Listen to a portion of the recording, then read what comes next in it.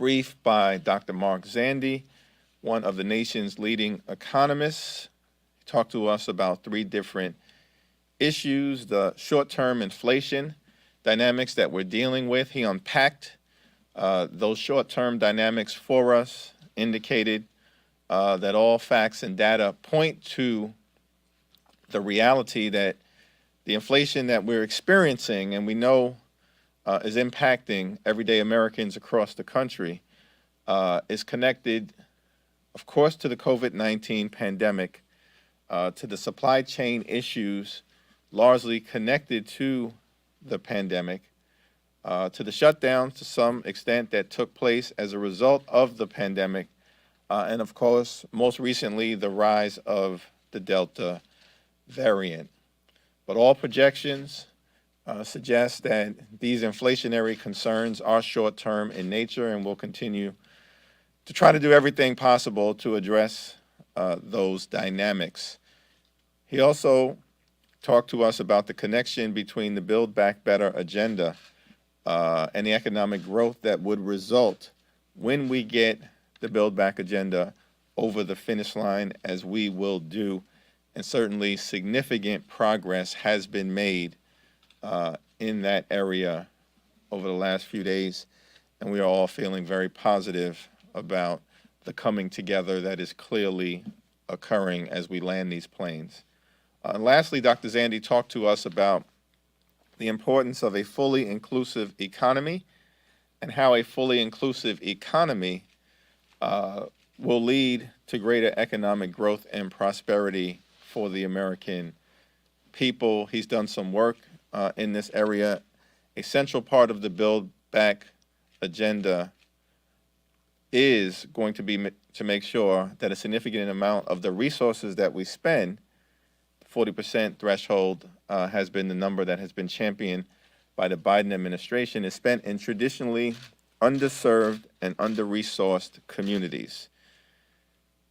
In African American communities, Latino communities, Indian country, immigrant communities, as well as Appalachia, rural America, and small town America. A fully inclusive economy leads to significant economic growth.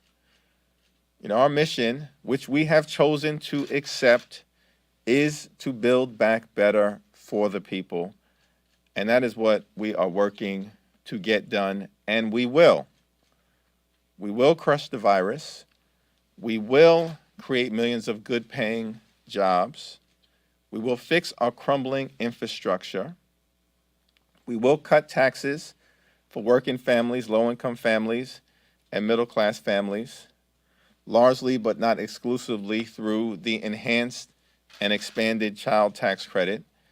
We will lower costs in child care, in health care, and in education for everyday Americans, and we will confront the climate crisis with the fierce urgency of now, because there is no planet B. Every single one of those issues unites Democrats in the House, in the Senate, and of course, President Biden and Vice President Harris, and together we will build back better for the people. It's now my honor to yield to the distinguished Vice Chair of the House Democratic Caucus, Pete Aguilar. Thank you, Mr. Chairman. A lot going on this week, as all of you know. Under the leadership of Chairman Benny Thompson, the January 6th committee last night reported out a contempt recommendation to the full House floor that we will vote on tomorrow. The next step is to hold a vote of the whole House to allow the Speaker to certify the criminal contempt referral to the U.S. Attorney of the District of Columbia. And we fully expect the U.S. Attorney to honor their duty and to bring this matter before a grand jury. Let me be clear that this is not done to be punitive. This is done to uphold the law. And for 4 years, we saw the prior president and his allies act outside of the law, ignore the Constitution, and degrade our democracy. Democrats and Republicans feel that it is the duty of every member of this body to stand by our oath and to uphold the Constitution. I'm proud that my colleagues in the Democratic Caucus are prepared to take the appropriate steps to honor our oath, and I hope that our Republican colleagues are prepared to do the same. With that, I'll now yield to Assistant Speaker Katherine Clark.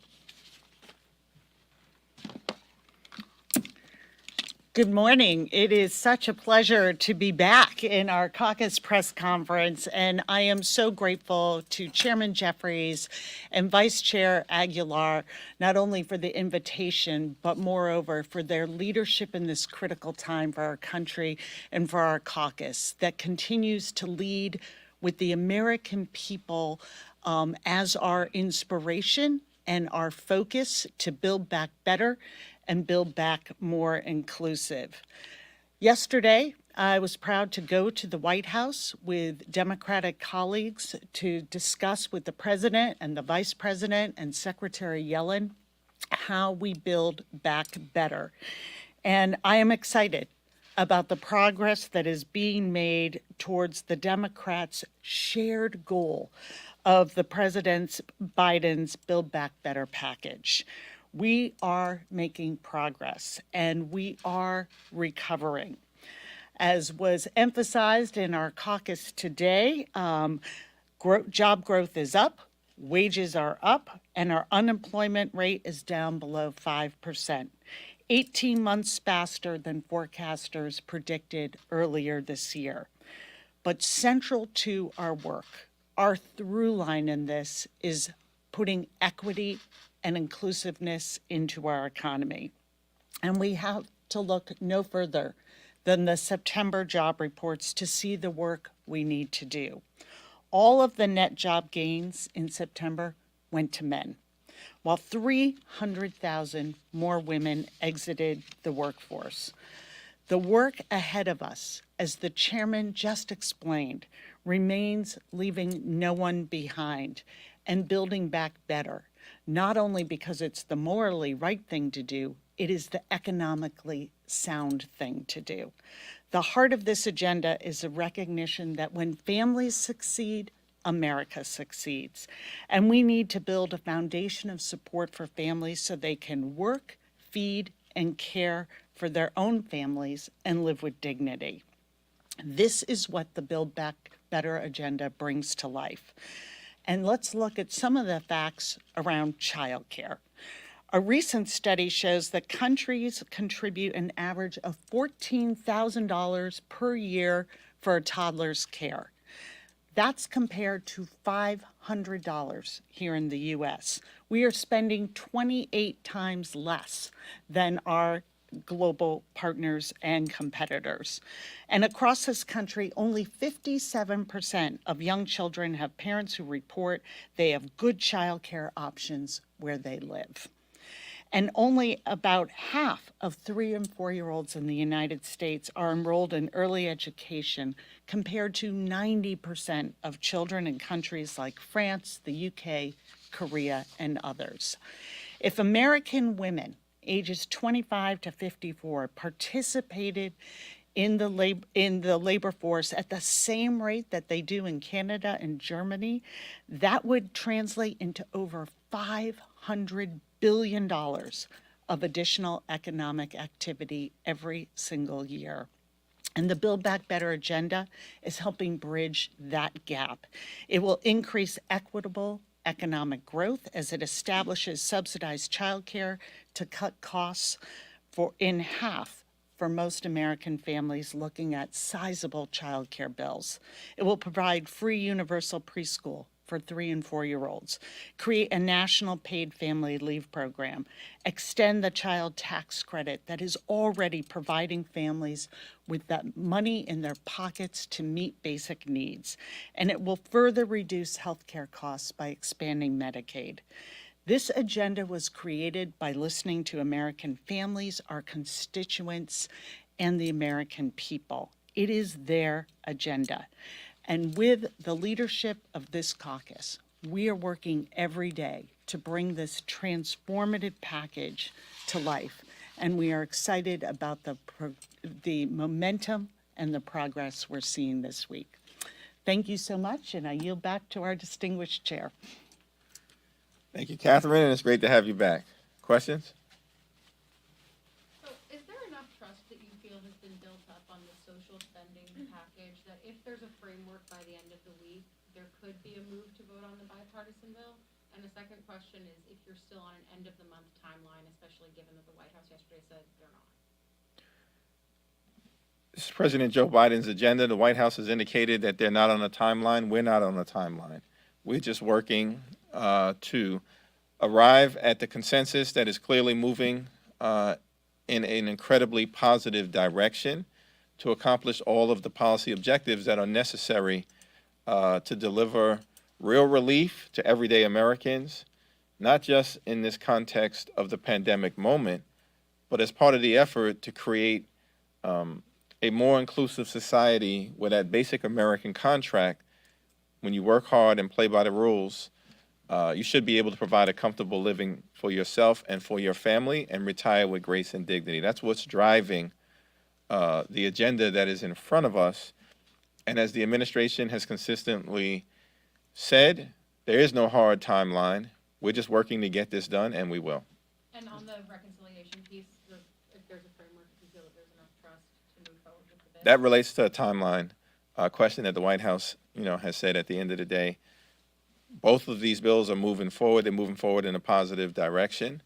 They're on a parallel track, and we look forward to getting them over the finish line. Mr. Chairman, one of your predecessors, Rahm Emanuel, has stood at this lectern when he was the chair of this caucus. He's before the Senate Foreign Relations Committee today for his confirmation hearing. Some members of your caucus, though, have expressed concern about him being confirmed. What do you make of some of these positions that some of these members have taken about his tenure as mayor of Chicago in particular, to how he dealt with the police force there? Yeah, I issued a statement today supporting the nominations that will be before the Senate, including Mayor Emanuel's nomination, as well as the nominations for the ambassador to Singapore and the ambassador to China. My statement speaks for itself. But aren't there some divides there? Obviously, if you have somebody who, was President Obama's chief of staff, was chair of this caucus, and you have Democrats lobbying other Democratic senators to vote against his confirmation, that's significant. So I represent a district where no one is talking to me about the nomination to the ambassador of Japan. No one, not a single person. So I think we're all united. We're all united in dealing with the pain and the suffering that the American people have experienced as a result of this pandemic. And we've got an agenda that's in front of us that's broadly popular with the American people. And we're going to get it over the finish line. I assume nobody else wants to address that question. We'll go to the back there. You guys talked about the number of women who are missing from the workforce. Do you think that a 1-year extension of the child tax credit and 4 weeks of paid family leave is enough to make a dent in those numbers? Yeah. The child tax credit remains a priority for the president and is a priority for this caucus. And let me tell you how powerful it's been. Just this weekend, I met a single dad in Massachusetts who is raising his toddler daughter by himself after his wife had a stroke in childbirth. And he couldn't believe that he was actually receiving this assistance that isn't going to do anything but make life that much easier for him, allow him to put food on the table, to get clothes for his daughter, just make that quality of life a little easier as he struggles to raise his daughter. And this is the story that we are seeing. We are seeing child poverty rates dropping. So we are going to do everything we can to keep our eye on the American people and provide this major tax cut for American families. And all the data has shown us, and now in just the last few months, we know that this funding goes to meeting those basic necessities. The cost of diaper, it helps with the cost of housing, the cost of childcare. All these other policy issues are coming together. So this is a priority program that we are going to continue to fight for as as robust funding for as long a term as we can. Pete? Heather? Last we heard last night, salt was one of the things that didn't seem like it was going to stay in the current negotiations. I know New York, New Jersey lawmakers have a lot of opinions about that. What is your understanding of the current talks around that, and how much of that, if lifting the caps was not in there, would that be a red line for your delegation and your New Jersey colleagues?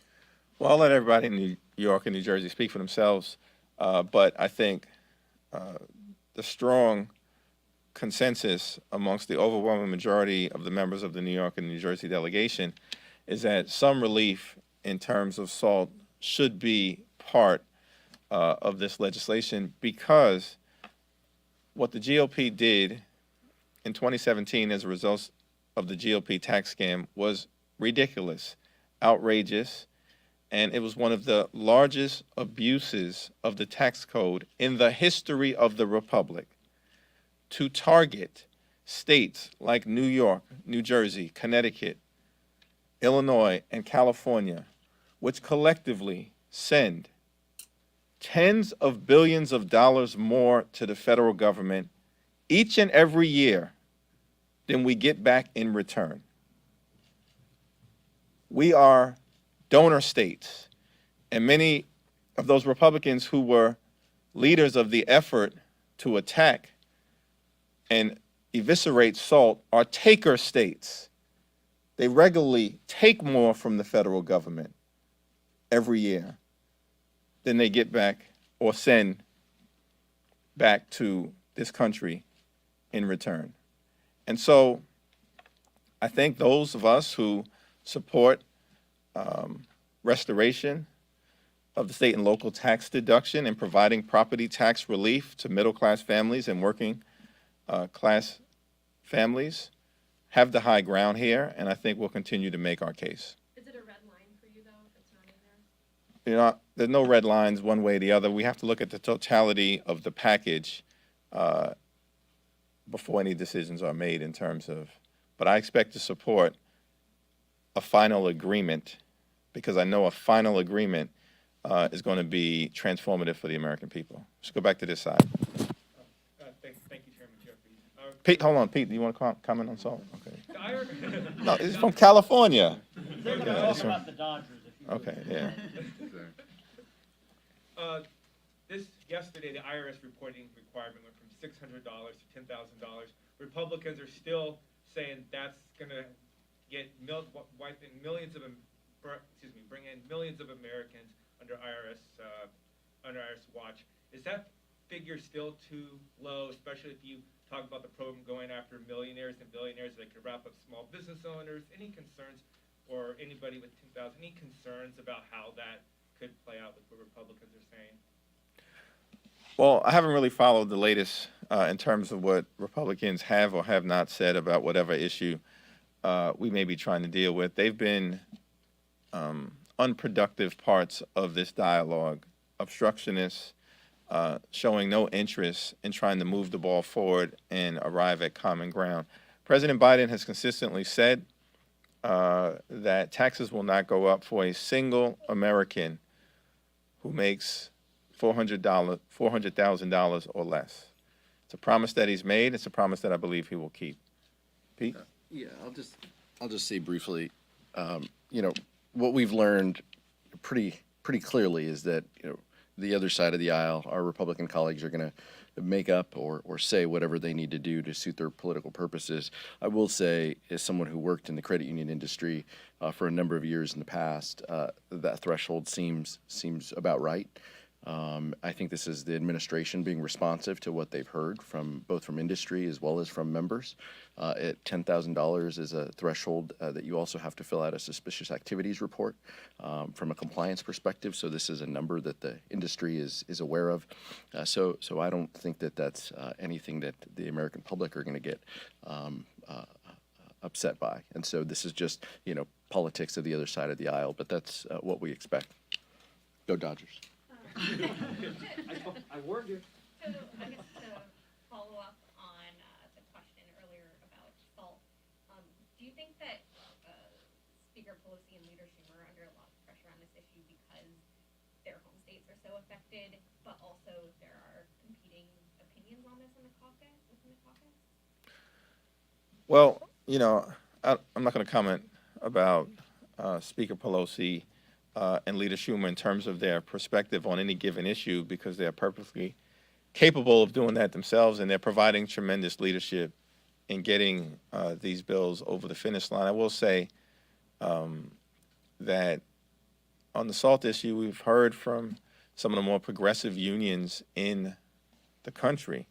Randy Weingarten, progressive leader and organized labor leader of the American Federation for Teachers, strongly supportive of restoration of the state and local tax deduction, because she understands that it provides for the local and state government ability to provide for public investment, public education, public housing, public transportation, the provision of the public good, including public safety. Lee Saunders, who leads the largest organization of public employees throughout the country, a very progressive union, ASME, strongly supportive of restoration of the state and local tax deduction. These are our allies, and these are our progressive allies. New York question, if I can. I'm wondering if you think that Jay Jacobs should resign in light of his comments about the KKK and India Volt. Yeah, I haven't followed those comments, and so I'd have to take a look at what he said before commenting on it. Thanks. Thanks. Given that the Clean Electricity Performance Program is likely to be off the table in negotiations right now on the reconciliation package, what gives Democrats so much confidence that they will still be able to deliver on the emissions reduction targets that the president has talked about and wants to highlight in Glasgow in a couple of weeks? Well, let me yield to Katherine, because I know Katherine was at the White House, and I think there's a coming together around the need to deal with the climate crisis with the fierce urgency of now. I know that's something that President Biden has brought up and did address yesterday. I do believe we'll be able to come together on this issue. That was the mood of the caucus earlier today, but let me yield to our Assistant Speaker. I can tell you that President Biden was resolute, that he is committed to reducing our emissions by 50% by 2030, and that whatever we are able to do, and there will be a sizable investment in climate, because as the chairman said, this is an urgent issue. There is no planet B. We have to make sure that we are moving forward and addressing climate change. And so the president is committed. He is sticking by that commitment. And what we are going to do is make sure that we are making these investments in our future, and that we are doing it in a way in these bills that also creates great jobs. And so this is all part of meeting this moment of economic, racial, and climate justice. The president is committed, and we are with him. I know that you won't get into specifics, but did he share with you in private conversations his ideas or the ideas on the table for how you meet that goal without the CEPP? We talked about a variety of possibilities. It is still a framework, and when we have a final agreement, we'll be happy to share. Okay, thank you. Thanks. Last question. Back. I know one of the big priorities for the caucus has been shoring up the ACA. It sounds like we're at a point in the negotiations where the premium tax credits are not going to be made permanent and will only be extended for some number of years, TBD. Is that an acceptable trade-off? And it sounds like there's also a potential to marry the number of years on the ACA subsidies with the Medicare expansion. Do you think that the timing of those should be the same so that whatever healthcare solutions you guys look at in the future, you can revisit them together? Well, nothing is agreed upon until everything is agreed upon, but in the healthcare space, there is a strong commitment that was reiterated by our leadership today to ensure that we do three things: that we strengthen the Affordable Care Act, that we are expanding Medicare benefits, and that we expand access to Medicaid.